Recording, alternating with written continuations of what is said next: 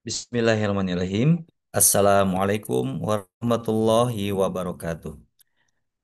Alhamdulillahirabbil alamin. Alhamdulillahilladzi anzala sakinata fi qulubil mu'minin liyazdadu ma'a imanihim.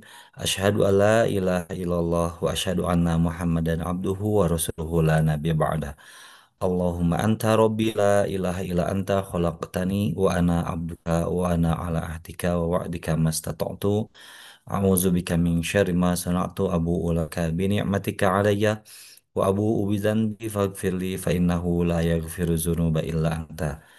Alhamdulillah puji dan syukur kita panjatkan kepada Allah Azza wa Jalla semata yang telah memberikan kepada kita semua nikmat iman, nikmat Islam, nikmat untuk beribadah, nikmat untuk melaksanakan ibadah-ibadah yang begitu banyak, nikmat untuk melaksanakan tharabul ilmi, dan tentu saja nikmat kesehatan yang sangat agung yang telah Allah karuniakan kepada kita semua dengan gratis.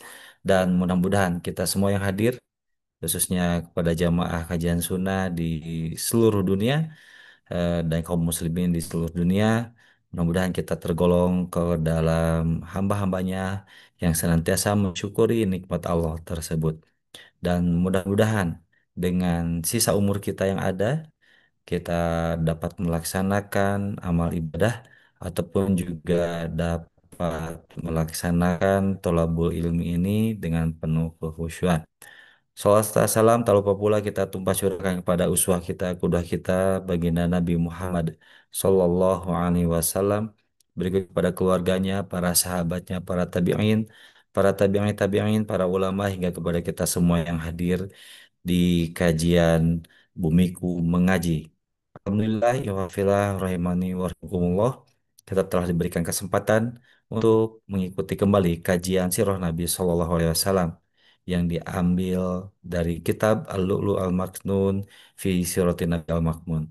Dan jemaah sekalian, Alhamdulillah kita diberikan kesempatan oleh Allah Subhanahu wa Ta'ala untuk memasuki hari ke-9 di bulan Rabiul Awal 1440 Hijriah, ataupun juga bertepatan dengan tanggal 1 September 2025. Insya Allah kajian yang semula diagendakan pukul 20.00 terselenggara, namun qadarullah wa syafa'al, Ustazuna Ali Hasan Bawazir Hafizahullah Ta'ala, beliau sedang ada keperluan sehingga kajian diundur menjadi pukul 20.30 waktu Indonesia Barat. Namun demikian, mudah-mudahan itu semua tidak menyurutkan niat kita untuk bertolabul ilmi, untuk mengkaji ilmu syar'i, salah satunya untuk kaji sirah Nabi Sallallahu Alaihi Wasallam. Jemaah sekalian yang semoga dimuliakan Allah Subhanahu Wa Taala, insya Allah kajian akan dimulai. Kami masih menunggu kehadiran Ustazun Ahli Hasan Bawazir Hafizahullah Ta'ala. Sebelum kajian dimulai, kami ingin ingatkan kembali, kami ingin menyampaikan kembali informasi-informasi yang disuguhkan oleh Bumiku Mengaji. Jemaah sekalian yang semoga dimuliakan Allah Subhanahu wa Ta'ala, insya Allah marilah kita ikuti kembali ataupun juga kita taati kembali peraturan ataupun juga tata tertib adab majelis kajian online Bumiku Menggaji. Di antaranya yang pertama, marilah kita jadikan kajian online ini sebagai sarana thalabul ilmi. Tentu saja kita dasari nikmat tersebut ataupun juga kajian tersebut dengan niat yang tulus, niat yang ikhlas, kemudian mengikat ilmu ini dengan tulisan. Berikutnya, jemaah sekalian yang hadir di kajian Bumiku Mengaji, kami ingin sampaikan kembali baik jamaah yang sudah hadir ataupun juga jamaah yang belum hadir untuk menyampaikan kembali kepada handai taulan, rekan-rekan ataupun juga kerabat yang rutin mengikuti kajian Bumiku Mengaji agar untuk login ataupun juga join di Bumiku Mengaji, kajian Bumiku Mengaji agar menggunakan nama asli sebagai sarana untuk saling mengenal satu sama lain, sekaligus juga untuk menjaga hal-hal yang tidak diinginkan. Berikutnya, jemaah sekalian, mari kita persiapkan catatan-catatan kita untuk memudahkan kita dalam memurojaah. Berikutnya juga agar meskipun dalam kondisi kajian ini dalam kondisi daring, Namun demikian, untuk adab-adab yang lainnya seperti menutup aurat, kemudian juga menjaga adab majelis mulia lainnya, tetap kita amalkan. Selanjutnya jemaah sekalian yang semoga dimuliakan Allah Subhanahu wa taala, seperti biasa di kajian-kajian yang telah kami selenggarakan, kami akan membuka di sesi kedua nanti kami akan membuka sesi tanya jawab, dan tentu saja kepada jemaah yang ingin menyampaikan pertanyaan tersebut dapat disampaikan melalui chat box di Zoom meeting ini, ataupun juga dapat disampaikan secara langsung dengan cara mengklik tombol resen pada aplikasi Zoom meeting ini, yang insya Allah oleh panitia akan dibantu untuk di unmute. Dan selanjutnya jemaah sekalian rahimani wa rahimakumullah, untuk alhamdulillah untuk kehadiran kita saat ini masih ada di 28 jamaah. Mudah-mudahan semakin malam semakin bertambah jamaah, semakin banyak yang menyimak kajian yang bermanfaat ini insya Allah. Berikutnya, sebelum eh, sambil menunggu kehadiran Ustazuna Ali Hasan Bawazir Hafizahullah Ta'ala, kami ingin sampaikan kajian untuk kajian untuk hari berikutnya, itu hari Selasa, insya Allah bersama Ustadz Faisal Mistafidullah Ta'ala. Kemudian juga di kajian-kajian yang lainnya, insya Allah akan kami share melalui eh, WA Group, di WA Group Ikhwan maupun juga WA Group Ahwan. Dan bagi jamaah yang belum mengikuti ataupun juga belum join di grup WA Bumiku Mengaji, kami kami undang kembali kepada jamaah yang belum mengikuti ataupun juga join di grup WA Bumiku Mengaji. Insya Allah nanti akan panitia sampaikan, akan kami share link WA grup Ikhwan maupun juga WA grup Akhwat. Dan di grup Baiku Menggaji, Ikhwan maupun juga Akhwat, secara terpisah, kami insya Allah akan menyampaikan informasi-informasi terkait dengan kajian-kajian yang akan diselenggarakan oleh Bumiku Mengaji. Jemaah sekalian yang semoga sama-sama mengharap ridho Allah Azza wa Jalla, untuk informasi yang dapat kami sampaikan sementara itu, sambil menunggu kehadiran Ustazana Ali Hasan Bawazir. Demikian untuk sementara kami informasikan. Barakallahu fikum. Alhamdulillah Ustazona Ali Hasan Bawazir Hafizahullah Ta'ala baru saja join di Zoom meeting Bumiku Mengaji. Kita sapa terlebih dahulu. Assalamualaikum Ustaz.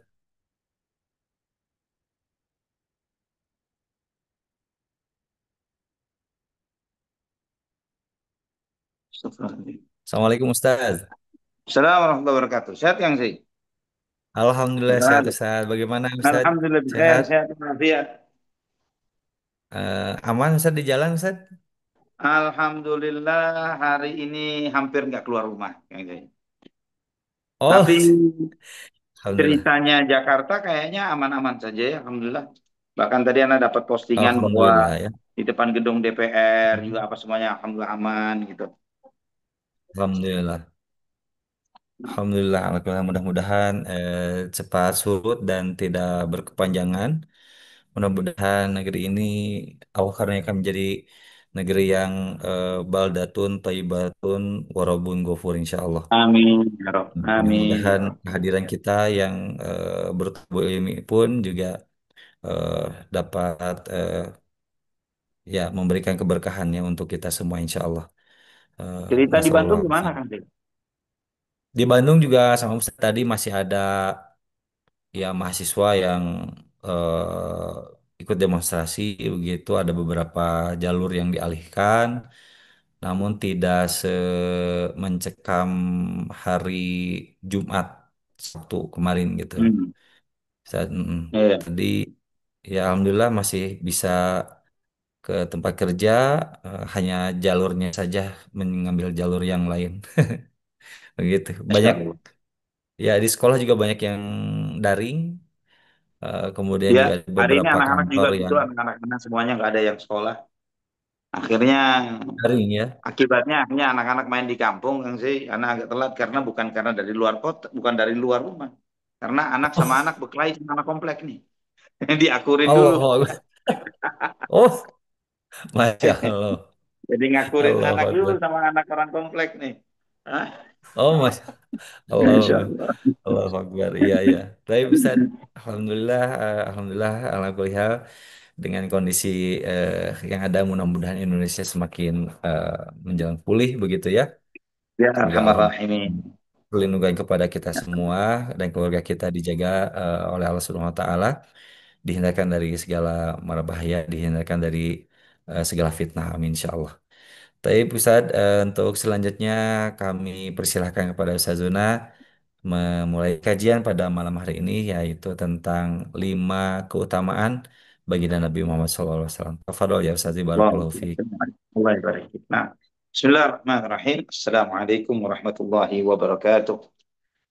إن الحمد لله نحمده ونستعينه ونستغفره ونعوذ بالله من شرور أنفسنا وسيئات أعمالنا من يهده الله فلا مضل له ومن يضلل فلا هادي له أشهد أن لا إله إلا الله وحده لا شريك له وأشهد أن محمدا عبده ورسوله لا نبي بعده اللهم صل وسلم وبارك على عبدك ونبيك محمد وعلى آله وصحبه ومن اهتدى بهديه إلى يوم القيامة قال الله جل وعلا يا أيها الذين آمنوا اتقوا الله حق تقاته ولا تموتن إلا وأنتم مسلمون أما بعد Ikhwatal iman rahimani wa rahimakumullah. Alhamdulillah kita bersyukur kepada Allah Subhanahu wa taala Rabbul alamin arrahmanir rahim atas segala limpahan nikmat yang Allah berikan bagi kita semuanya, yang kita menyadari saat ini eh, apa yang terjadi di negeri kita menjadi sesuatu yang sangat memprihatinkan bagi mereka-mereka yang berilmu, bagi mereka-mereka yang diberi akal dan hati nurani oleh Allah Subhanahu wa taala,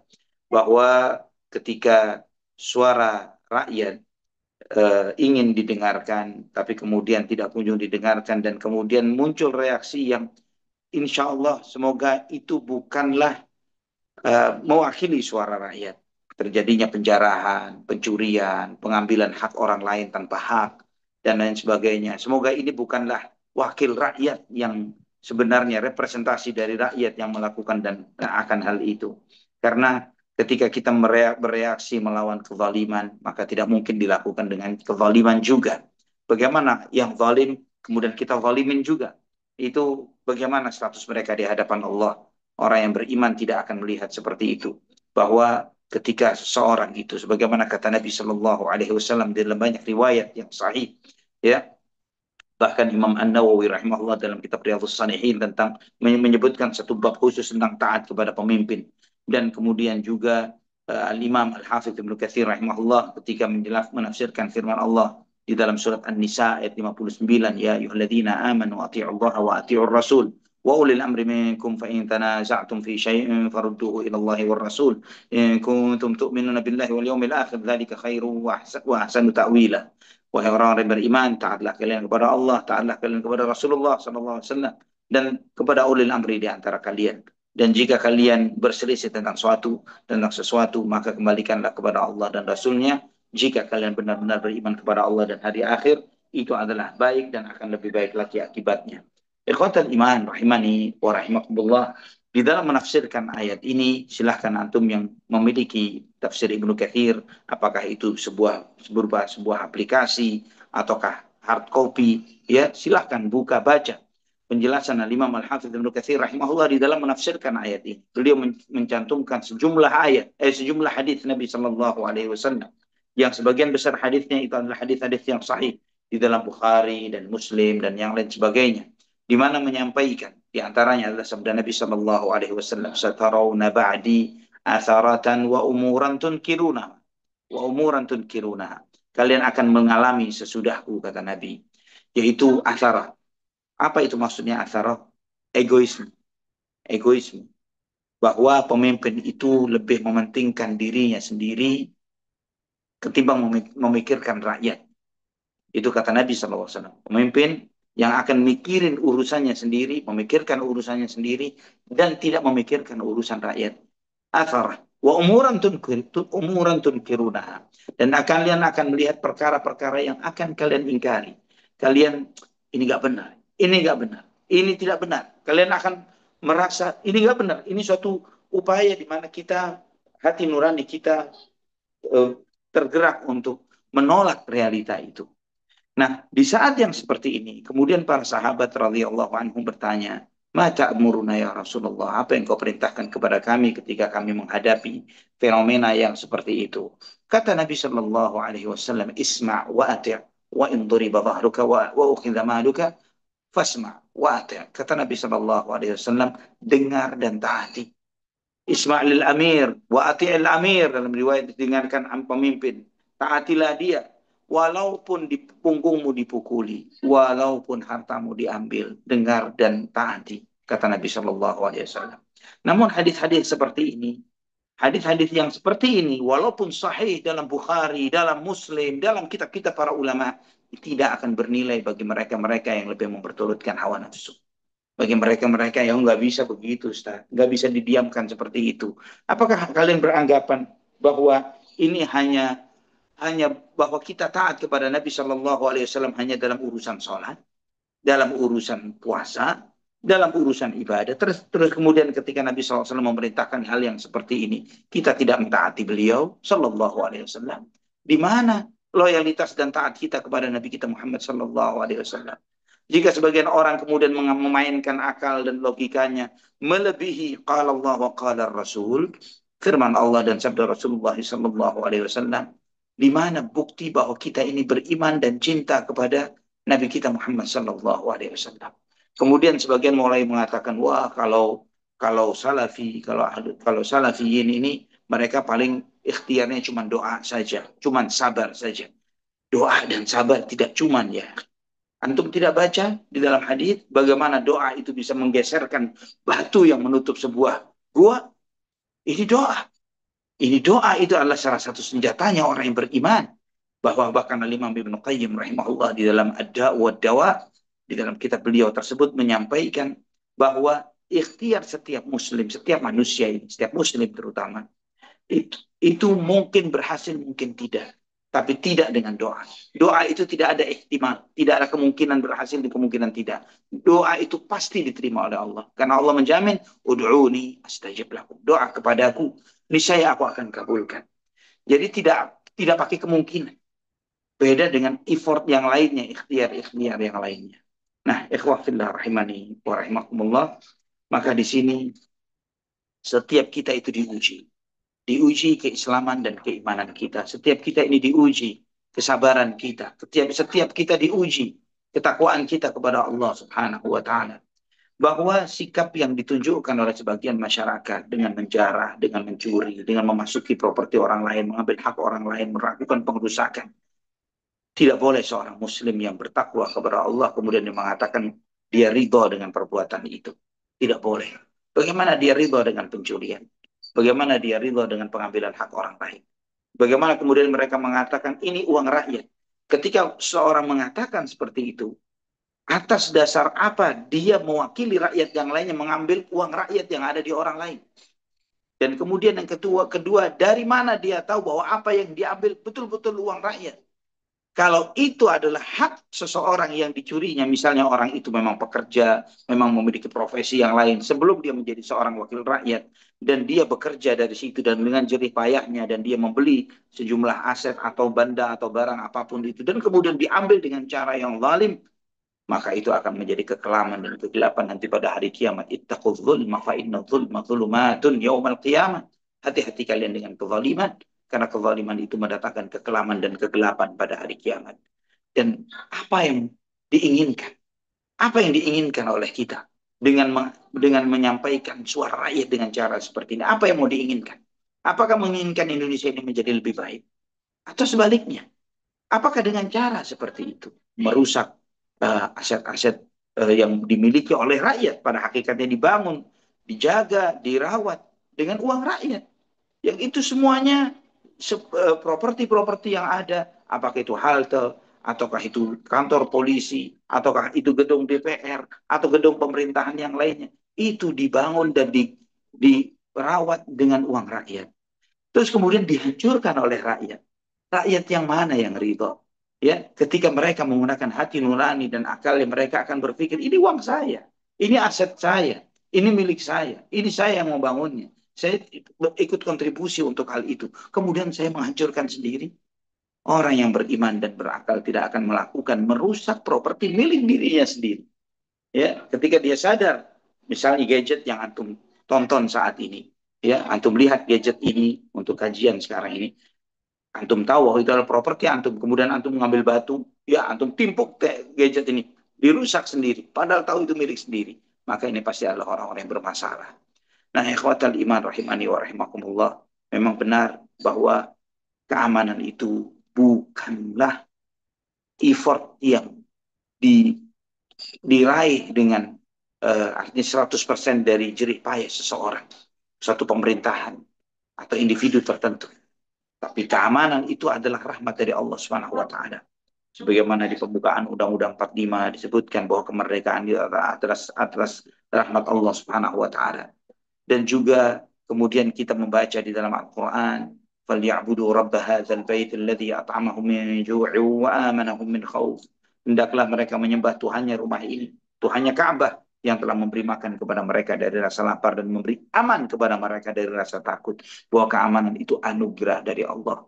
Kita tahu pemerintahan kita dengan persenjataannya yang sangat luar biasa, dengan kemampuan mereka. Tapi ketika Allah memberikan sedikit ujian, tanpa ketergantungan kepada Allah, maka dengan mudahnya Allah Subhanahu wa taala mengambil sesuatu yang Allah anugerahkan dengan gampang. Kita merasakan bagaimana tidak nyamannya hidup kehilangan keamanan dalam 1, 2, 3 hari ini. Bagaimana dengan saudara-saudara kita di Gaza, bagaimana dengan banyak negeri-negeri yang lainnya. Kita memohon kepada Allah Rabbal Alamin. Semoga Allah Subhanahu wa taala terus menjaga keamanan di negeri ini. Kita memohon kepada Allah Subhanahu wa taala semoga Allah memberikan taufik dan hidayahnya kepada para pemimpin negeri ini, menjadi pemimpin yang takut kepada Allah Subhanahu wa taala dan peduli terhadap rakyatnya. Dan kita memohon kepada Allah semoga umat ini sebagai rakyat ini diberi hidayah oleh Allah Subhanahu wa taala, ya, karena baiknya suatu masyarakat, baiknya suatu negeri itu dilihat dari baiknya masyarakatnya, bukan dari pemerintahannya. Karena ketika masyarakat itu terdiri dari orang-orang yang saleh, orang-orang yang bertakwa, orang-orang yang beriman kepada Allah, maka Allah akan memberikan keberkahan bagi masyarakat itu. Karena itulah Allah berfirman, "Lau amana ahlul qura, lau amana ahlul qura wattaqau, lafatahna alaihim barakatim minas sama'i wal ard, walakin kadzabu fa'akhadnahum bima kanu yaksibun." Andai kata penduduk suatu negeri itu mau beriman dan bertakwa kepada Allah, niscaya kami akan bukakan untuk mereka semua keberkahan langit dan bumi. Namun sayangnya mereka mendustakan. Maka kami hukum mereka karena apa yang mereka perbuat. Allah sebut di dalam ayat ini, lau amana ahlul qura. Andai kata beriman penduduk suatu negeri. Wattaqau. Andai kata penduduknya bertakwa. Bukan pemimpinnya. Bukan pejabatnya.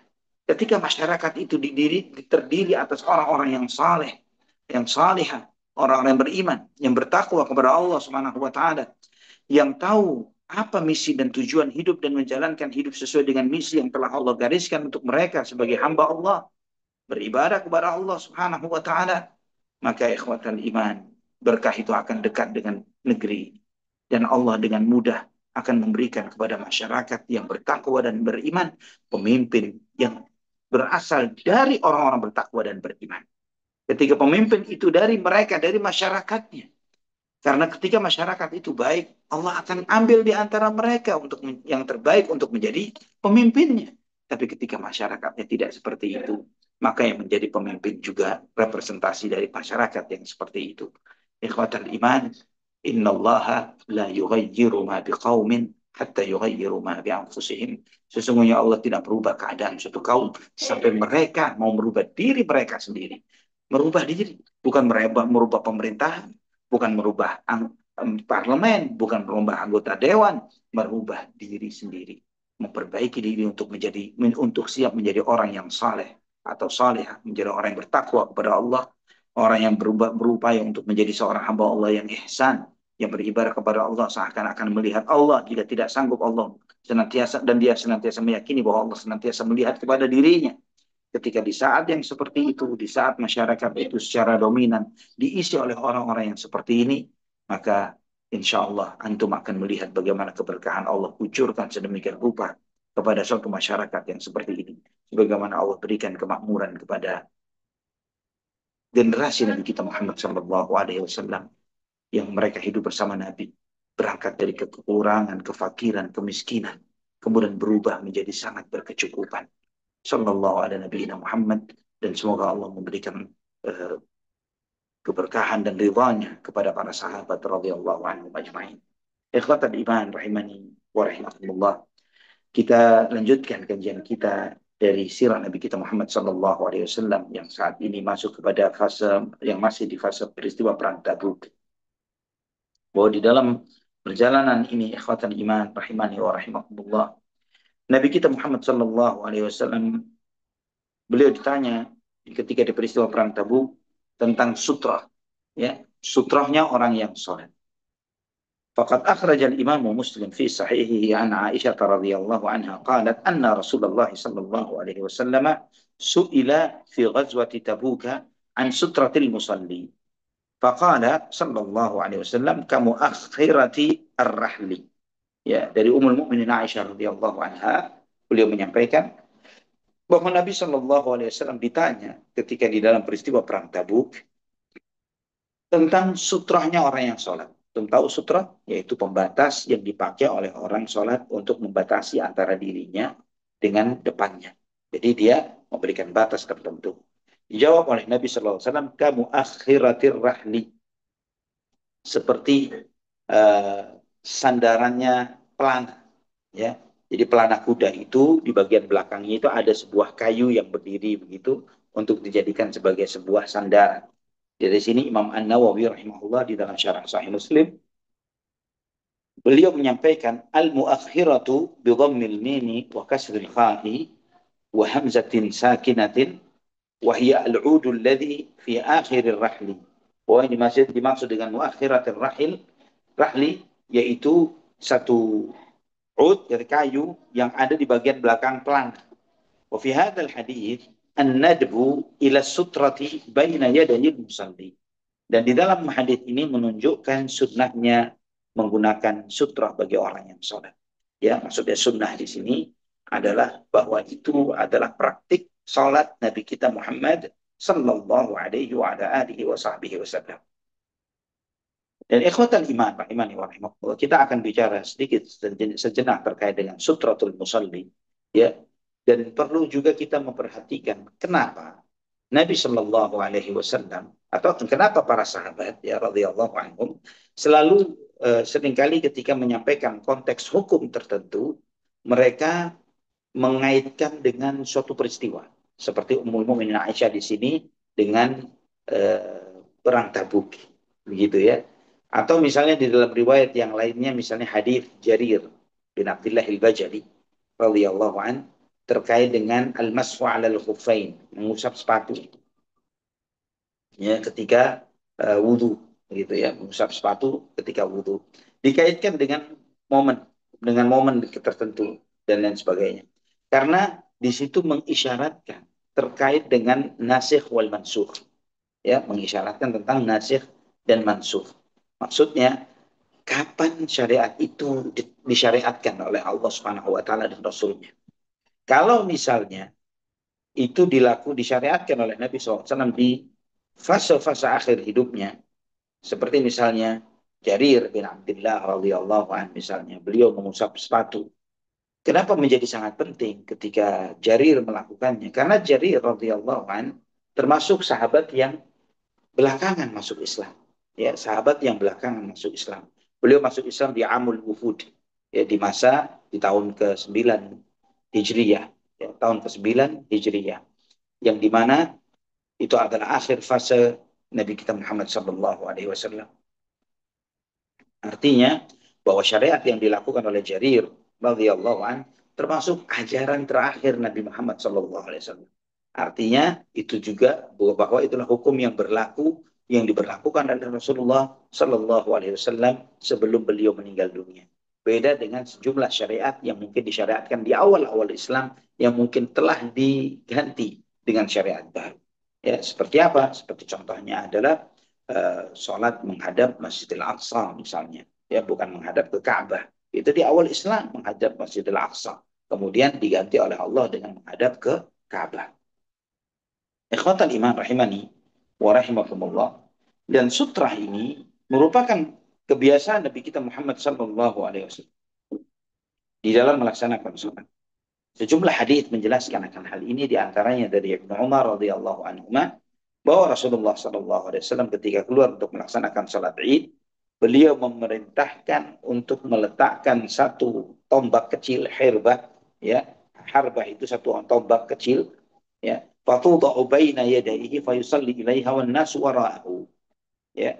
Dan itu diletakkan di bagian depan Nabi SAW sebagai sutrahnya. Beliau salat menghadap sutrah itu dan orang-orang berada di belakangnya. Wa kana yaf'alu dzalika fis safar. Dan itu beliau lakukan ketika juga di dalam safarnya. Hadis ini sahih dalam Bukhari, Muslim, Abu Dawud dan Ibnu Majah. Di sini mengajarkan kepada kita ya ikhwatal iman bahwa sutra, kan antum tahu salat Id itu di lapangan, ya, di lapangan. Dan bukan berarti di lapangan kemudian terbuka begitu saja tanpa ada sutra. Nabi SAW memerintahkan untuk menghadap ke sutra. Dan itu beliau lakukan bukan hanya untuk salat Id, bahkan ketika di salat-salat yang lainnya. Secara eksplisit Nabi SAW menyampaikan di dalam sabdanya dari hadis Abu Sa'id Al-Khudri radhiyallahu an, beliau bersabda, "Idza shalla ahadukum falyusalli ila sutra wal yadnu minhu wal yadnu minha." Jika salah seorang di antara kalian salat, maka hendaklah dia salat menghadap ke sutra dan mendekat kepadanya. Ya, ini hadis ini derajatnya hasan riwayat Imam Abu Dawud, Ibnu Majah dan yang lain sebagainya. Sehingga Imam Asy-Syaukani rahimahullah ketika menjelaskan tentang hadis ini, beliau mengatakan fihi anna ittikhadzal sutrati wajib. Berdasarkan hadis ini menunjukkan bahwa sutrah itu hukumnya wajib, ya. Walaupun mayoritas ulama berpendapat sunnah. Dan Syekh Al-Albani rahimahullah berdasarkan riwayat-riwayat ini dan sejumlah riwayat yang lainnya, beliau cenderung mengatakan wajib, ya, karena sejumlah riwayat itu menunjukkan sebagaimana hadis ini perintah, ya, dan tidak ada satupun riwayat yang memalingkan perintah itu dari wajib menuju sunnah.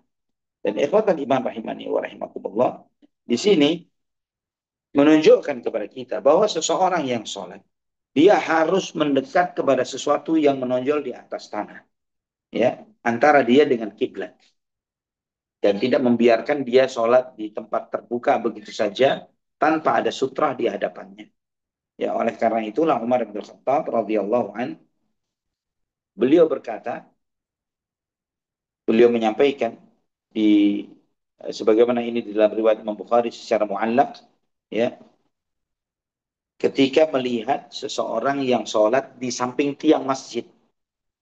Kata Umar, al-musalluna ahaqqu bis-sawari minal mutahaddithin. Ya, bahwa tiang masjid itu, orang yang sholat lebih pantas menggunakan tiang masjid ketimbang orang yang lagi ngobrol. Kata Umar seperti itu. Wara'a rajulan yusalli baina astuwanataini fa'adnahu ila sariyatin wa qala salliha huna. Ya, maka beliau melihat ada seseorang berdiri di antara dua tiang, sholat di antara dua tiang. Oleh Umar digeser dia untuk sholat di belakang tiang itu. Ini hadis ini juga riwayat asar ini asar dari Umar juga tersebut di dalam Sahih Bukhari. Ikhwatan iman rahimani wa rahimakumullah. Sahal bin Sa'ad radhiyallahu anhu menyampaikan, kana baina musalla Nabi sallallahu alaihi wasallam wa bainal jidari mamarru syatin. Ya. Jadi dan ini juga dalam Sahih Bukhari dan Muslim, bahwa jarak Nabi sholat dengan sutra, jadi beliau sholat dan depannya ada sutra, itu jaraknya itu hanya cukup dilewati satu ekor kambing. Ya, kambing ini ya nggak terlalu lebar, ya, kurang lebih mungkin berapa, mungkin 30-40 cm maksimal, ya, atau maksimal setengah meter maksimal, itu nggak mungkin kambing lebarnya sampai 1 meter, ya, maksimal setengah meter. Nah, itu jarak Nabi dengan sutra. Artinya beliau Shallallahu Alaihi Wasallam sangat mendekat dengan sutra ketika melaksanakan sholat. Juga dari hadits Bilal, ya, beliau melihat, ya, hadits Bilal mengatakan anna Nabi Shallallahu Alaihi Wasallam dakhala al-Ka'bata fa shalla wa bainahu wa bainal jidari nahwa min thalathi adru'. Ya, bahwa Nabi Shallallahu Alaihi Wasallam sholat di dalam Ka'bah, ya disaksikan oleh Bilal radhiyallahu an, ya Bilal menyaksikannya, dan antara tembok dengan Nabi Shallallahu Alaihi Wasallam itu kurang lebih ada 3 jengkalan kurang lebih. Nah, hadis ini menunjukkan kepada kita bahwa jarak itu dilakukan oleh Nabi Shallallahu Alaihi Wasallam antara dia dengan sutra, menunjukkan dekatnya, ya, sehingga Ad-Dawudi rahimahullah menyebutkan, beliau mengatakan dari berdasarkan 2 riwayat ini, aqalluhu mamarru syati wa aktsaruhu thalathu adru', bahwa yang terdekatnya itu adalah seperti lewatnya seekor kambing, paling jauhnya adalah 3 jengkal, ya. Dan ini disebutkan beliau karena menyebutkan 17 riwayat ini. Ikhwatan iman rahimani wa rahimakumullah. Adapun tingginya, ya tingginya sutra itu dijelaskan oleh Talha bin Ubaidillah radhiyallahu an, qala kunna nusalli wad dawabu tamurru baina aydina fadzakarna dzalika lin nabiy sallallahu alaihi wasallam faqala mathil muakhirata ar-rahli yakunu baina yaday ahadikum thumma la yadhurruhu ma marra baina yadayhi. Bahwa Talha menceritakan bahwa kami sebelum disyariatkannya sutra itu seringkali ketika sholat ada binatang lewat, ya entah itu kambing atau keledai atau misalnya, dan itu menjadi masalah bagi kami dan kami laporkan hal itu kepada Nabi Shallallahu Alaihi Wasallam. Bagaimana mengantisipasi hal seperti itu? Kata Nabi SAW, letakkanlah sesuatu yang seukuran mamar rusyah, ya, seukuran sandaran pelana kuda, ya, kata Nabi Shallallahu Alaihi Wasallam. Ketika kamu taruh di depanmu, maka apapun yang lewat di depan sutra ini tadi tidak mengganggu kalian, tidak masalah bagi kalian. Ya, nah ini Asy-Syaukani menyebutkan berdasarkan riwayat ini, fihi isy'arun bi annahu la yanqusu min salati la yansu min salati man ittakhadha sutratan limururi man marra baina yadayhi syai'un wa husulun nuqsani in lam yattakhidh dzalik. Ya, bahwa ini menunjukkan bahwa ketika seseorang itu sholat dan ada sutra di depannya, pembatas itu, maka sutra yang ada, yang dia pakai itu, tidak mengurangi kualitas sholatnya ketika ada orang yang lewat di depan, di balik sutra ini. Namun bagi mereka yang tidak meletakkan sutra sebelum dia sholat, maka apapun yang lewat di depannya itu mengurangi kualitas sholatnya. Ikhwatal iman rahimani wa rahimakumullah. Ini juga kalau ditanya seberapa tingginya uh, sandaran pelana kuda itu, dijelaskan dalam sejumlah riwayat adalah qadra thulutsai dhira', ya, 2/3 hasta, ya, 2/3 hasta. Nah, ikhwatal iman rahimani wa rahimakumullah, adapun sejumlah riwayat yang mengatakan bahwa boleh dengan garis saja kalau tidak ada sesuatu, ini riwayatnya adalah dhaif, ya, riwayatnya lemah. Itu riwayat Abu Dawud, Ibnu Majah, ya, lemah karena di dalam sanadnya ada ittirab dan juga sejumlah perawi yang majhul. Ya, hadisnya berbunyi idza shalla ahadukum falyaj'al tilqa'a wajhi syai'an fa in lam yajid falyunsit 'asa wa in lam yakun ma'ahu 'asa falyakhutta khattan wa la yadurruhu ma marra baina yadayhi. Jika salah seorang di antara kalian sholat, maka hendaklah dia meletakkan sesuatu di hadapannya. Kalau dia tidak mendapatkan sesuatu, maka meletakkan, dia taruh sebuah tongkat. Kalau tidak ada apapun, maka dia menggaris satu garis dan tidak masalah baginya apa yang lewat setelah garis tersebut. Tapi hadis ini dhaif, ya. Ini adalah dhaif. Ini perlu dipahami tentang hal itu. Dan ikhwatan iman rahimani wa rahimakumullah, orang yang menggunakan sutra di dalam sholatnya, maka sholatnya tidak bisa dipotong oleh syaitan. Sebagaimana dalam hadis riwayat Imam dengan derajat yang hasan riwayat Imam Abu Daud dan yang lainnya dari Abu Sa'id Al-Khudri, Nabi Shallallahu Alaihi Wasallam bersabda, "Idza shalla ahadukum falyusalli ila sutratin wal yadnu minha la yaqta'u syaitanu alaihi salatahu." Jika salah seorang di antara kalian menjalankan salat, maka hendaklah dia salat menghadap ke sutra dan mendekat kepadanya, dan setan tidak akan bisa memotong sholatnya. Ya, setan tidak akan bisa memotong sholatnya. Dan perlu diingat ikhwatal iman, rahimani wa rahimakumullah, bahwa dosa orang yang melewati depannya orang yang sedang sholat ini sangat besar. Ya, sebagaimana disebutkan oleh Imam Bukhari dan Muslim di dalam sahihnya dari Abu Juhaim radhiyallahu an, Nabi sallallahu alaihi wasallam bersabda, "Lau ya'lamul maru baina yaday musalli madza alaihi, lakana an yaqifa arba'ina khairan lahu min an yamurra baina yadayhi." Ya, andai kata orang yang melewati di depannya orang sholat itu mengetahui dosa yang dia tanggung akibat dia melewati di depan orang sholat dan dia harus berdiri selama 40, dia akan lebih baik dia berdiri selama 40 itu ketimbang dia melewati di depan orang sholat. Abu Nadhr, salah seorang perawi hadis mengatakan, la adri arba'ina yauman au syahran au sana. Saya tidak tahu ya apakah yang dimaksud itu 40 hari atau 40 bulan atau 40 tahun. Ya, ini menunjukkan ancaman yang berat.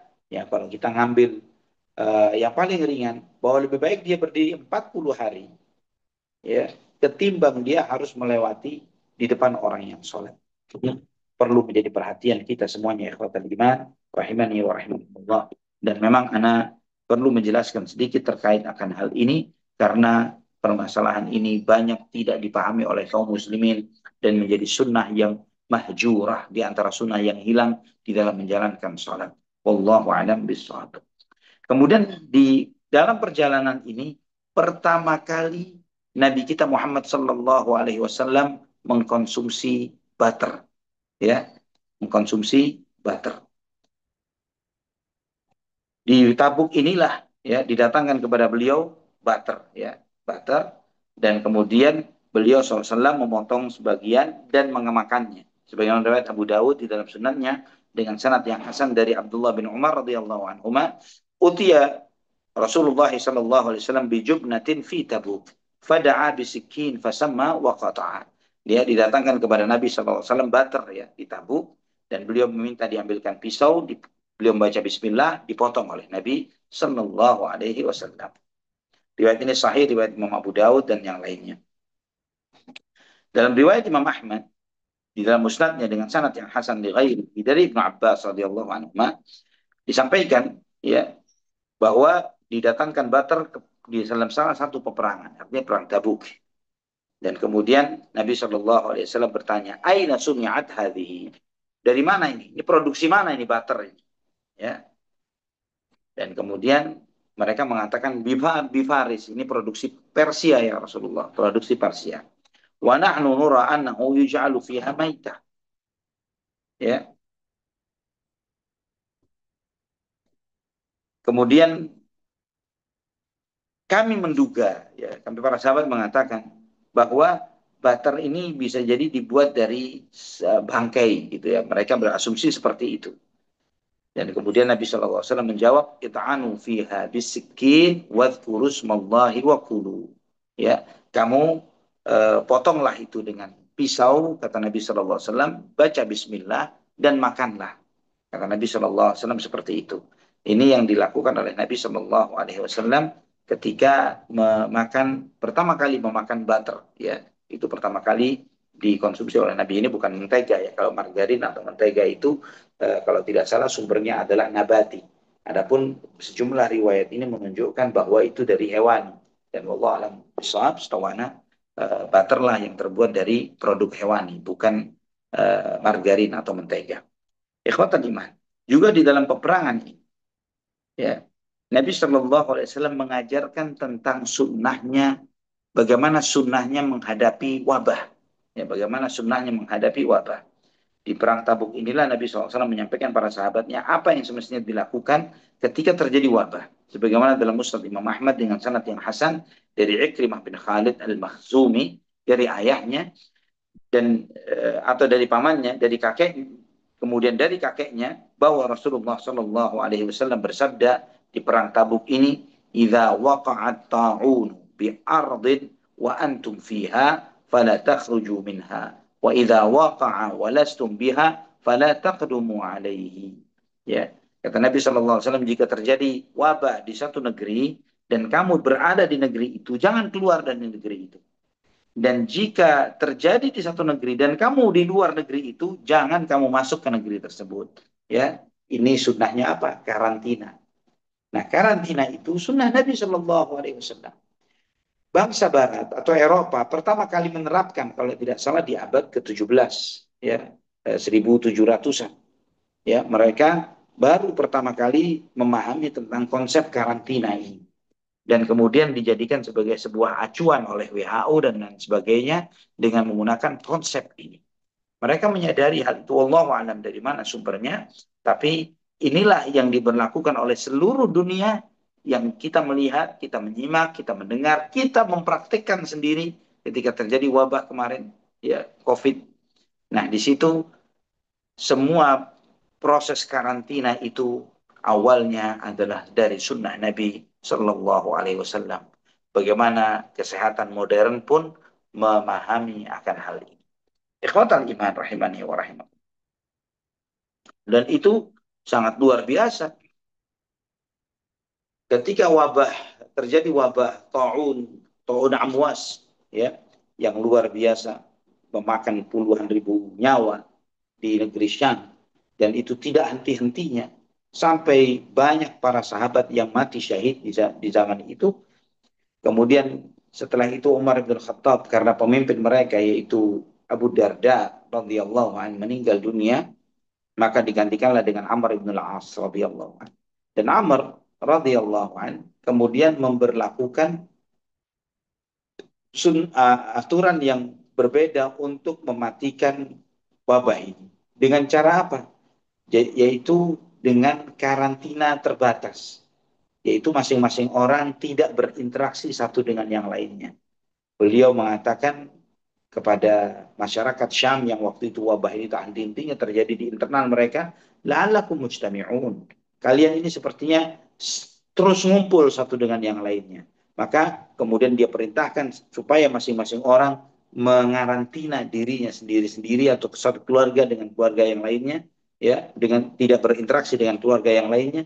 Bahkan beliau memerintahkan sebagian untuk ke bawadi, ya, ke lembah, ke bukit, ke gunung, ya, diperintahkan untuk seperti itu, menjauh, ya, tidak bersosialisasi satu dengan yang lainnya.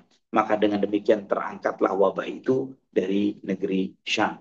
Ya, ini bagaimana ini sudah diberlakukan oleh kaum muslimin 1400 tahun yang lalu. Ya, ini menunjukkan kehebatan kita umat Islam dengan ilmu dan iman dan hikmah yang Allah Subhanahu wa taala ajarkan kepada Nabi kita Muhammad sallallahu alaihi wasallam dan yang diamalkan oleh para sahabat radhiyallahu anhum ajma'in. Dan di sini juga, di tabuk ini juga lah Nabi Shallallahu Alaihi Wasallam menyampaikan kepada kita 5 perkara yang Allah berikan kepadanya yang tidak diberikan kepada nabi-nabi sebelumnya. Ya, disinilah Allah Subhanahu Wa Taala menyampaikan hal itu kepada Rasulullah Shallallahu Alaihi Wasallam.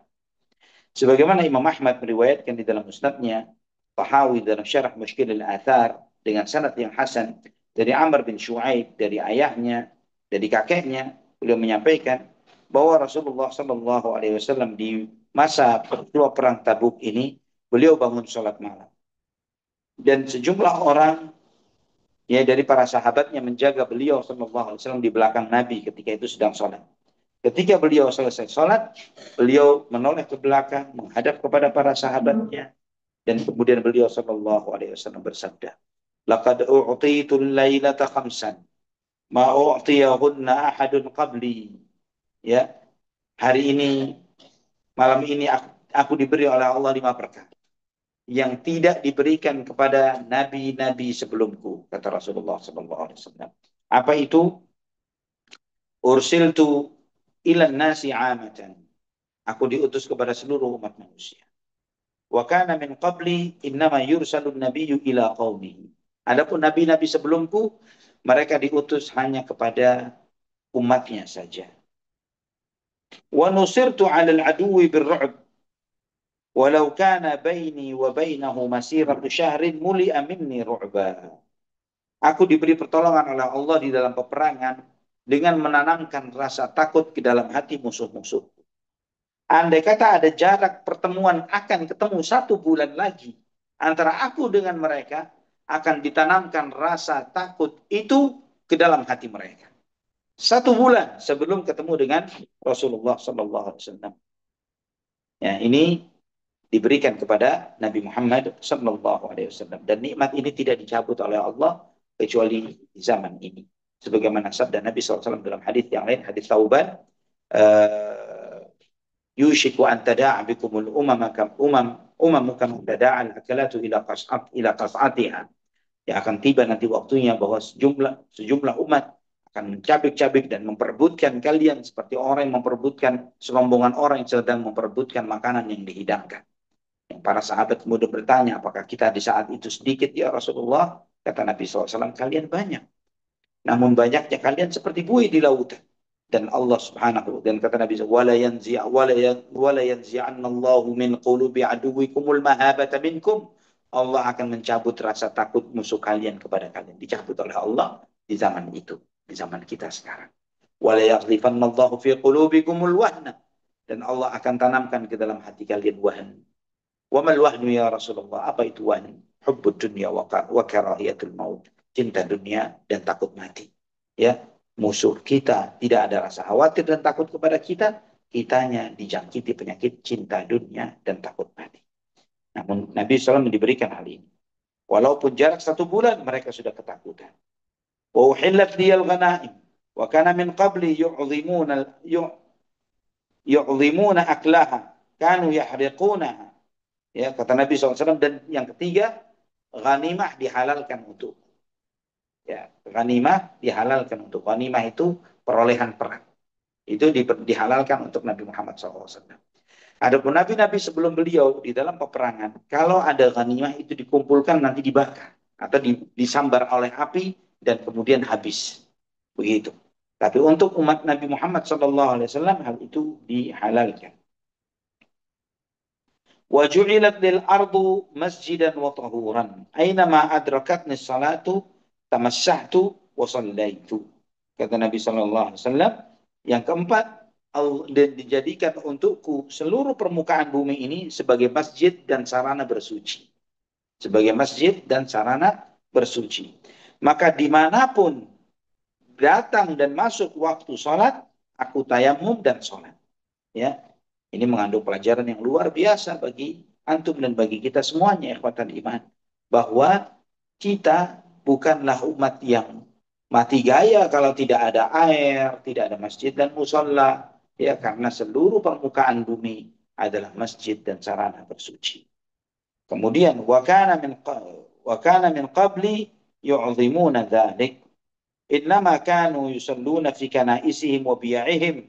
Ya, sedangkan nabi-nabi sebelumku itu tidak terjadi karena mereka beribadah hanya di gereja-gereja dan di tempat-tempat ibadah mereka. Ya, di tempat-tempat ibadah yang dibuat oleh mereka. Wal khamisatu hiya ma hiya. Ya, dan yang kelima yaitu kata Nabi SAW. Hiya ma hiya. Qila li sal. Ya, apa itu? Disampaikan kepadaku. Silakan kamu minta wahai Muhammad. Aku ditawarkan oleh Allah, silakan kamu minta sesuatu. Fa inna man qablaka sa'ala fa akhartu mas'alati ila yaumil qiyamah. Fahiya lakum. Yang kelima ini kata Nabi, semua nabi punya doa pamungkas. Yang doa pamungkas itu telah dipakai oleh semua nabi tersebut. Semua yang telah memakai doa pamungkas ini untuk dirinya atau untuk umatnya. Fa akhartu mas'alati ila yaumil qiyamah. Adapun doa pamungkasku aku tunda sampai hari kiamat, kata Nabi sallallahu alaihi wasallam.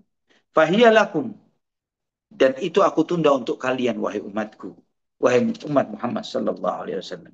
Waliman syahida an la ilaha illallah, dan aku simpan doa ini bagi mereka-mereka yang bersyahadat la ilaha illallah, yaitu syafaat. Ya, itu adalah syafaat. Ikhwatal iman rahimani wa rahimakumullah. Hadis ini riwayat Imam Ahmad, At-Tahawi dalam Syarah Mushkilul Athar, dan juga Asal hadis ini ada di dalam Sahih Bukhari dan Muslim, di dalam Kitab Tayammum, juga dalam Sahih Muslim, dalam Kitabul Masajid, wa mawa'id wa mawadhi'us salah. Ya, dan hadis ini menunjukkan kepada kita sejumlah kemuliaan yang Allah Subhanahu wa taala berikan kepada Nabi kita Muhammad sallallahu alaihi wasallam, dan itu diberikan juga kepada kita umatnya. Yaitu Nabi kita Muhammad sallallahu alaihi wasallam adalah penutup para nabi dan para rasul. Beliau diutus oleh Allah untuk seluruh umat manusia, bahkan tidak hanya untuk umat manusia, bahkan untuk bangsa jin. Berbeda dengan nabi-nabi sebelum beliau yang diutus hanya untuk umatnya saja. Sedangkan Nabi kita Muhammad SAW untuk manusia dan jin. Kemudian juga kita membaca di dalam hadis ini bahwa Nabi SAW diberi pertolongan oleh Allah dengan menanamkan rasa takut di dalam hati musuh-musuhnya. Dan itu, rasa takut itu tertanam di dalam hati mereka 1 bulan sebelum bertemu dengan Rasulullah Sallallahu Alaihi Wasallam. Kemudian juga ghanimah, yaitu harta perolehan perang. Itu pun dihalalkan oleh Nabi kita Muhammad, oleh Allah Subhanahu wa taala untuk Nabi kita Muhammad sallallahu alaihi wasallam dan umatnya.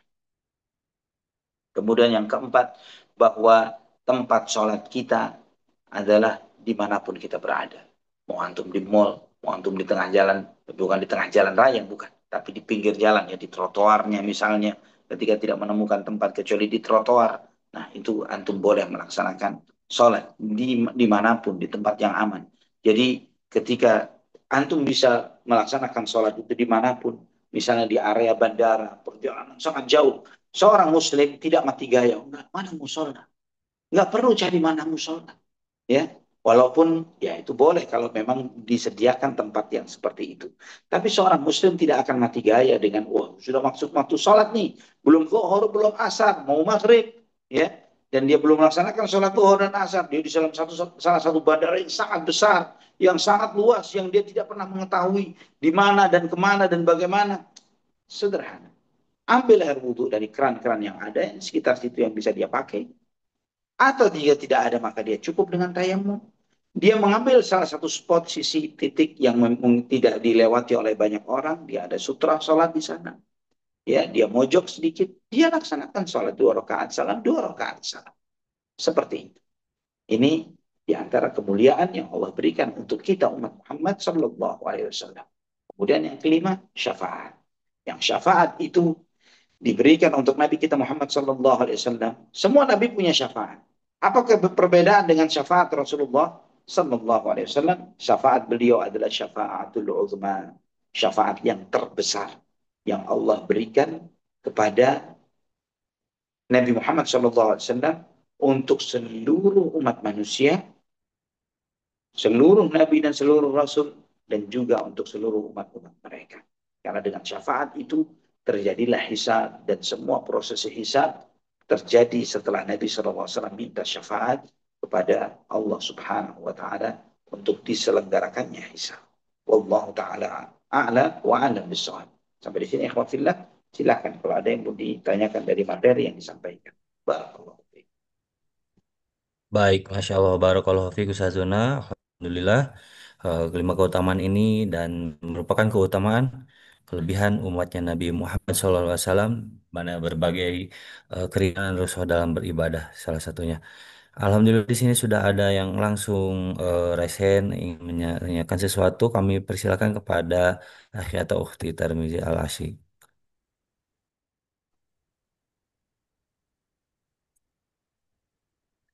Alhamdulillah, jazakallah khairan Pak Ustadz, Waalaikumsalam. jazakallah khairan host Kang Zai atas kesempatan diberikan kepada kami. Assalamualaikum warahmatullahi wabarakatuh Pak Ustadz. Waalaikumsalam warahmatullahi wabarakatuh.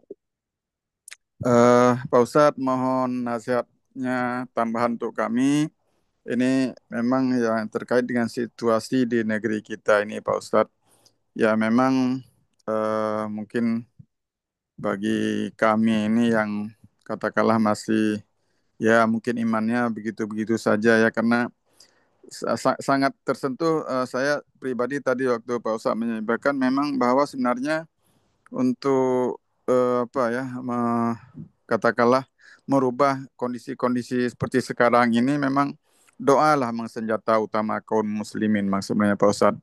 Tapi ya itulah yang terjadi, memang banyak sekali ya dari interaksi saya dengan teman dan lain-lain itu memang betul seperti Pak Ustadz sampaikan tadi. Ini orang ini cuma taunya berdoa saja. Memang ini sangat prihatin, sangat miris Pak Ustadz. Tapi namun apa namanya? Apakah ada saran dari Pak Ustadz? Em, kita kan kemarin itu mungkin dihimbau oleh MUI untuk melaksanakan apa namanya doa kunut nazilah untuk semoga Allah memberi bantuan kepada umat Muslim Palestina. Nah, apakah hal seperti ini juga cocok untuk kita lakukan kunut nazilah, maksudnya kunut yang memang dilakukan 5 kali sholat wajib, sehingga insya Allah Allah akan menurunkan uh, bantuannya ataupun memberikan solusi jalan keluar yang kita hadapi di negara kita ini. Dan jika memang ini perlu kita lakukan, ini siapa yang apa namanya boleh memberi himbauan? Kalau dulu waktu untuk Muslim Palestina kan MUI langsung Pak Ustadz. Nah ini kira-kira Iya. siapa begitu yang bisa memberi apa namanya himbauan supaya apa namanya kita barangkali diberi pemimpin yang amanah, mungkin wakil-wakil rakyat juga yang amanah. Ya memang masyarakatnya memang juga, maksudnya masyarakatnya juga mau merubah diri untuk apa namanya yakin kepada Allah Subhanahu Wa Taala, begitu Pak Ustadz. Mohon Ini nasihat konteksnya kepada kami Pak Ustadz. yang antum Assalamualaikum tanyakan warahmatullahi wabarakatuh. Jazakallah. Ya, Aktif jadi apa karena mau nanya yang antum maksud adalah kunut nazilah untuk apa yang terjadi di negeri kita begitu. benar Pak Ustadz. Jadi apakah kita boleh melaksanakan kunut nazilah? Ya, Kunut maksudnya nazilah bukan hanya untuk di apa waktu yang sedang subuh. terjadi begitu ya. Benar Pak Ustadz. Tapi bukan hanya waktu subuh, tapi memang 5 kali seperti kemarin Ya, dihimbau oleh MUI. Ya, untuk Muslim Palestina seperti itu Pak Ustadz. barakallahu fiik. Nah, alhamdulillah wassalatu wassalamu ala Rasulillah. Kunut nazilah sesuai dengan namanya, nazilah. Arti nazilah itu tragedi. Ya, suatu tragedi. Tragedi besar yang menimpa umat Islam yang terjadi dari musuh Islam. Ya, sehingga dengan itu kaum muslimin berdoa memohon kepada Allah untuk diberi pertolongan oleh Allah Subhanahu wa taala.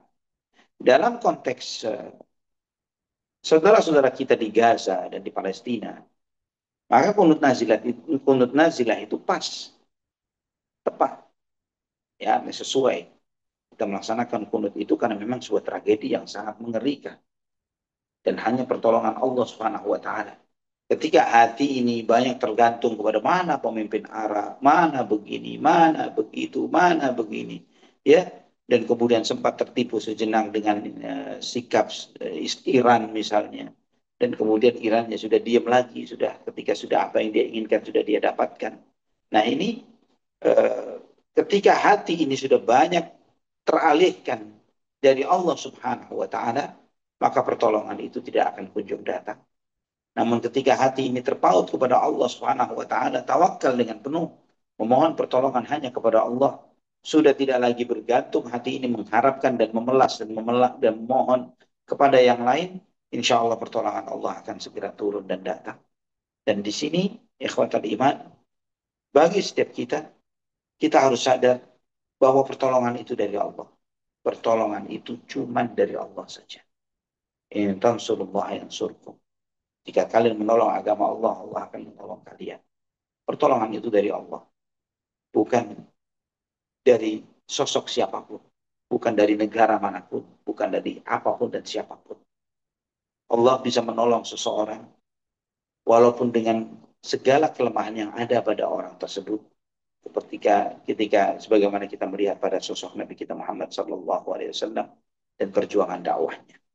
Maka di sini pembelajaran yang luar biasa bagi kita semuanya, pembelajaran iman agar kita ini memperkuat hubungan erat kita dengan Allah Subhanahu wa taala. Dengan banyak bermunajat, banyak beribadah, banyak memohon, banyak berserah diri kepada Allah Subhanahu wa taala. Jadi, ikhwatal iman, adapun yang terjadi di negeri ini, wallahu a'lam bishawab, ana melihat bahwa tidak harus sampai pada tahapan qunut nazilah. Karena ini tindakan yang harus dilakukan bukanlah qunut nazilah, tapi bagaimana eh, pemerintahan kita memperbaiki diri mereka ya dengan gaya komunikasi yang lebih baik, dengan kepedulian yang lebih baik terhadap rakyatnya, dan bagaimana rakyat mempelajari lebih memperbaiki dirinya dengan lebih beradab dan lebih berakhlak, lebih menjaga adab dan etikanya. Bahwa ketika kita mengharapkan pemimpin yang baik, tapi kitanya tidak baik, bagaimana pemimpin yang baik itu akan akan ada? Ya, kalau kitanya terdiri atas orang-orang yang tidak baik. Masalahnya adalah kebetulan saja yang duduk di jabatan itu mereka. Takutnya kalau yang duduk itu adalah ya para penjara-penjara itu bisa jadi lebih jahat daripada yang sedang duduk. Bisa jadi seperti itu. Yang ini yang menjadi keprihatinan para dai, orang-orang yang peduli dengan pendidikan, dengan iman, dengan moral bangsa ini. Ya, bahwa kita sedih juga anggaran belanja negara atau eh, pembangunan ini lebih banyak memikirkan kepada hal-hal yang sifatnya fisik, namun tidak memperhatikan bagaimana pendidikan iman dan moral. Kebetulan saya pernah mengisi sebuah kajian rutin di sebuah salah satu perusahaan BUMN yang ada yang pusatnya ada di Jakarta, BUMN multinasional. Dan kemudian BUMN tersebut eh, terjadi kasus yang cukup besar, yang sangat viral di negeri kita, yang menggoncang sampai dataran jajaran direksinya, jajarannya semuanya masuk penjara. Ya, eh, yang menyedihkan Ana, yang sangat menyedihkan bagi Ana adalah tiba-tiba kajian yang rutin itu diberhentikan karena kata mereka tidak ada anggarannya. Berapa anggaran kajian? Berapa yang dibayarkan untuk ustadz yang mereka panggil di masjid mereka? Pasti jauh lebih murah dari siapapun yang pernah mereka panggil sebagai seorang konsultan, coach, atau apapun itu yang mereka pakai. Ya, apalagi kelas lawyer dan yang lain sebagainya. Dan sampai anak ketemu dengan manajer penggantinya, ya GM-nya yang baru, anak sampaikan, Pak, masalah Anda di SDM. SDM itu tempatnya di sini, Pak. Di Baitullah, di masjid. Ketika kalau saya di posisi Bapak, yang saya akan pikirkan, saya akan maksimalkan kajian ketika proses auditing dari BPN dan yang lain sebagainya, KPK lagi berjalan dengan luar biasa. Yang perlu dilakukan oleh karyawan Anda ini adalah balik duduk ke masjid, Anda wajibkan, Anda berlakukan itu, Anda suruh mereka untuk lebih beriman dan bertakwa, lebih kenal Allah, lebih takut kepada Allah Subhanahu wa taala. Ya hanya ini solusinya untuk membuat tidak berkurang atau bahkan hilangnya korupsi di negeri kita. Dan ini dialami oleh sejumlah perusahaan-perusahaan multinasional yang ada di negeri kita. Ya, ada salah satu perusahaan Jepang. Yang ini dialami oleh salah satu perusahaan Jepang tersebut yang dia sejumlah pabriknya sudah mulai memperlakukan kajian sunnah di sana. Nah, kemudian manajer mereka yang dari Jepang, ketika mereka mengaudit keuangan, mengaudit stok yang ada dari pabrik, dari gudang dan lain sebagainya, yang sebelumnya sering ada kehilangan dan lain sebagainya, ya pencurian, atau apapun itu faktornya, kemudian terjadi satu fase di mana kehilangan itu 0%, tidak ada kehilangan. Mereka jadi heran. Ini tim manajemennya yang kemudian mempertanyakan apa yang terjadi, perubahan apa yang terjadi yang membuat kehilangan itu mendadak tiba-tiba 0%. Yang darinya sekian persen, ini jadi 0% kehilangan. Setelah diselidik dan diteliti oleh mereka sendiri, oleh orang-orang Jepang ini tadi yang notabene bukanlah muslimin, mereka melihat ada kebiasaan baru yaitu karyawan yang belajar agama, yang ngaji dengan salah seorang ustadz kita juga, ya ustadz sunnah. Dan akhirnya apa yang dilakukan oleh manajemen perusahaan itu? Dia bangunin masjid yang lebih representatif dan diwajibkan oleh mereka. Anda sampaikan kepada manajemen sejumlah perusahaan, berapa yang antum harus bayarkan ke satu perusahaan untuk memperbaiki SDM mereka. Jika Anda memanggil seorang konsultan bisnis tertentu, ya, yang dengan sertifikasi tertentu yang mereka miliki untuk di dalam manajemen perbaikan uh, tentang ISO dan lain sebagainya. Semua standarisasi ini memakan biaya yang sangat mahal dan belum tentu memberikan hasil yang signifikan untuk satu sistem dan perusahaan. Tapi ketika diperbaiki bagian iman dari masyarakat itu, dari karyawan tersebut, ternyata itu sangat berdampak kepada eh, perusahaan ini. Salah seorang kawan anak sendiri yang juga bekerja di sebuah perusahaan multinasional juga, ya perusahaan asing, di salah satu perusahaan fintech, ya, dia di masa-masa WFH, dia menjaga amanat WFH itu dengan baik. Selesai pekerjaannya dilaporkan ke perusahaan dan dia minta pekerjaan tambahan. Terus demikian. Sampai-sampai bosnya yang bule panggil dia. Dan ini orang tersebut cerita sendiri kan. Anak dipanggil Ustaz oleh atasan anak. Dia orang bule, Ustaz, bukan orang Indonesia. Dia nanya, tidak ada karyawan yang seperti kamu. Yang pekerjaannya selesai, dilaporkan, dan minta pekerjaan lain. Kenapa kamu begitu? Kan kamu bisa saja, nunggu saja. Kalau tidak ada pekerjaan baru, sudah santai saja. Kata dia, nggak bisa. Ini pekerjaan itu amanah. Saya nggak bisa terima gaji buta. Ini adalah kompensasi dari pekerjaan yang saya lakukan. Sampai si bule nanya, kamu diajarin siapa seperti ini? Saya mau panggil dia untuk saya ajarkan kepada seluruh karyawan. Kalau karyawan-karyawan saya seperti kamu semua, ini luar biasa profitnya bagi perusahaan ini. Ini semuanya karena diperbaiki dari sisi iman.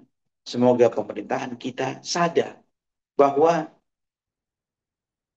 boleh sibuk membangun jalan tol, boleh sibuk membangun aset-aset besar untuk infrastruktur dan lain sebagainya. Tapi membangun jiwa, bangun iman sesuai dengan di lagu kemerdekaan kebangsaan kita, ya, bangunlah jiwanya, bangunlah badannya, itu yang membangun iman, yang membangun jiwa, bukan membangun jembatannya, bukan membangun tolnya, bukan membangun ini dan itu, tapi bagaimana membangun jiwa. Tapi kalau itu tidak dilakukan, ya kita melihat kualitas yang menyedihkan ini. Allahul musta'an.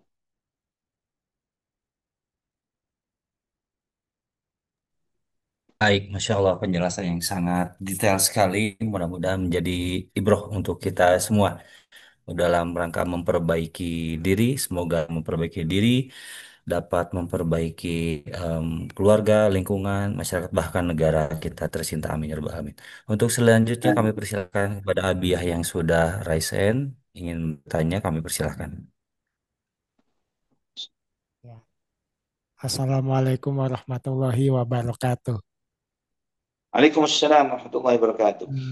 Ustaz, saya ingin bertanya, Ustaz, mengapa di kalau nggak salah ada 15 ayat itu, Ustaz, ya, yang setuju dengan pendapatnya Umar bin Khattab gitu, Ustaz, ya. Kalau nggak salah saya 15 gitu, Ya, 15 ayat ya. Itu kenapa tidak langsung turun kepada Nabi, tapi apa atas apa karena setuju dengan pendapatnya Umar bin Khattab itu, Umar. Ustaz. Itu ya itu Nah, kenapa mengapa itu tidak langsung turun pertanyaan ayat saya. begitu. Hmm, kan kalau turun ke Nabi kan sebetulnya bisa saja gitu kan, Ustaz. Betul. Ya itu pertanyaan saya, Ustaz. Assalamualaikum warahmatullahi wabarakatuh. Waalaikumsalam warahmatullahi wabarakatuh.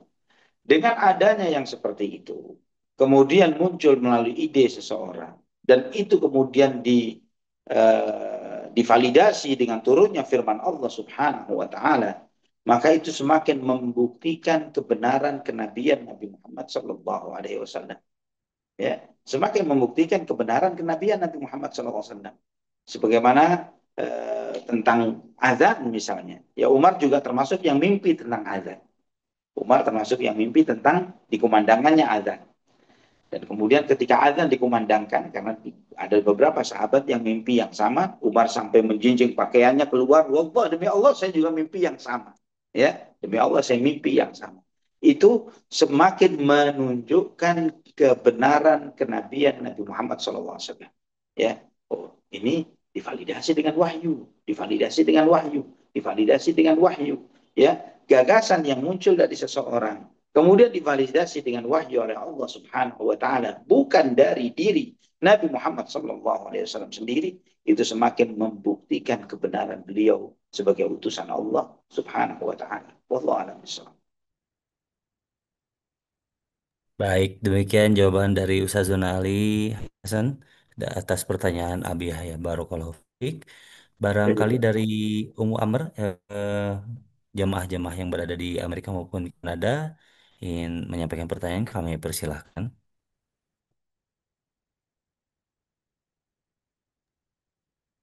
Jazakumullahu khairan, Kang Zai tidak ada. Barakallah. Baik, tidak ada. Masya Allah, Barakallahu Fiik. Mas kalian, rahimanirakumullah.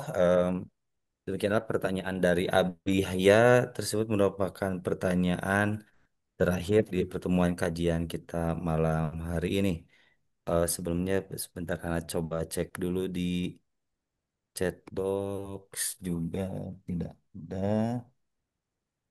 Ya, tidak ada di chat box maupun juga di WA yang ngejapri karena tidak ada Ustaz. Alhamdulillah. Masya Allah. Alhamdulillah. Kita tutup kajian kita ya khawafillah. Baik. Insya Allah, Hmm. Kang Zai, tema kita yang akan datang Ya, surat Rasulullah SAW kepada Heraklius. Ya, ini Heraklius. ya surat Nabi SAW kepada Heraklius, pembesar Romawi, Raja Romawi, dan itu luar biasa. Alhamdulillah, kita bersyukur kepada Allah, ya. Dan inilah yang membuat seorang Muslim yang harusnya dia semakin berbangga dengan keislamannya, bahwa Allah lah yang memuliakan kita dengan Islam, bukan dengan yang lainnya, bukan dengan fanatisme, kesukuan, bukan dengan nasionalisme yang sempit, bukan karena ini dan itu, tapi karena Islam. Karena Islam. Islamlah yang membuat Muslim itu menjadi mulia. Ya, jangan sampai tertipu dengan yang sempit dan kecil. Jangan sampai tertipu dengan sesuatu yang malah membuat kita menjadi rendah dan lemah. Tapi dengan Islamlah Allah Subhanahu wa taala memuliakan kaum muslimin, memuliakan Rasulullah sallallahu alaihi wasallam dari suatu bangsa yang tidak dilihat oleh dunia manapun, tidak pernah dijajah oleh Persia dan Romawi karena dianggap nggak ada nilainya, sama sekali nggak bernilai, maka nggak perlu diinvasi oleh Persia dan Romawi. Tiba-tiba memiliki suatu pasukan yang membuat takut mereka, membuat gentar mereka, ya, membuat mereka ketakutan untuk berhadapan dengan Rasulullah Sallallahu Alaihi Wasallam dan para sahabatnya. Seharusnya kita ini yang berharap kejayaan Islam itu kembali. Kita ini belajar seperti itu. Kita belajar apa yang membuat mereka menjadi orang-orang mulia. Sebagaimana kata Imam Malik bin Anas rahimahullah, lan yasluha amru akhiru hadhihi al-ummah illa bima saluha bihi awwaluha. Bahwa akhir umat ini, generasi terakhir umat ini, tidak akan baik kecuali dengan sesuatu yang telah membuat baik generasi pertama dari umat ini. Maka kalau kita belajar apa yang membuat baik generasi pertama umat ini, yaitu generasi Rasulullah SAW dan para sahabatnya, apa yang membuat baik mereka, maka itu yang kita pelajari, itu yang kita praktekkan, itu yang kita amalkan, itu akan membuat baik kondisi umat ini nantinya. Ya Rabb, ya Karim, kita sebagai hamba Allah tidak boleh berputus asa. Kita sebagai hamba Allah, dengan beratnya apapun kondisi yang dihadapi oleh bangsa ini, ya, PR yang berat, PR yang besar, PR yang sangat luar biasa, ya, dan semua orang melihat dengan sudut pandangnya masing-masing. Pemimpin negara melihat dari sudut pandangnya, anggota dewan dengan sudut pandangnya, mungkin para aktivis dengan sudut pandangnya. Demikian pula para dai dan para ustadz dengan sudut pandangnya sesuai dengan pola manhaj yang ada di setiap mereka. Namun dengan manhaj salaf dan manhaj sunnah ini kita melihat bahwa beratnya masalah yang besar ini yang dihadapi oleh para dai dan para ustadz yang harus mereka itu mencoba untuk menyampaikan kebenaran ini kepada seluruh pihak, kepada para pemerintahan yang bisa mereka akses dan mereka sampaikan, kepada para masyarakat dan rakyat yang bisa mereka akses dan mereka sampaikan dengan segala PR berat dan besar ini. Tapi kita harus tetap yakin bahwa effort kita itu tidak ada nilainya jika tanpa ada pertolongan dari Allah Subhanahu wa taala. Dan keberadaan kita untuk di antara orang-orang yang berusaha untuk berbuat islah adalah sesuatu yang harus disyukuri. Bahwa kita tidak berharap kerusakan. Kita tidak berharap kekacauan. Kita tidak berharap kondisi yang hilangnya segala nikmat yang Allah berikan berupa keamanan dan ketenangan ini. Sebaliknya kita berharap itu semakin ditingkatkan oleh Allah Subhanahu wa taala, ditambah rezeki itu dengan apa? Dengan semakin bertambahnya hamba-hamba Allah yang beriman di masyarakat kita, di negeri kita lebih khususnya. Ini ikhwatal iman, kajian kita pada kesempatan malam hari ini.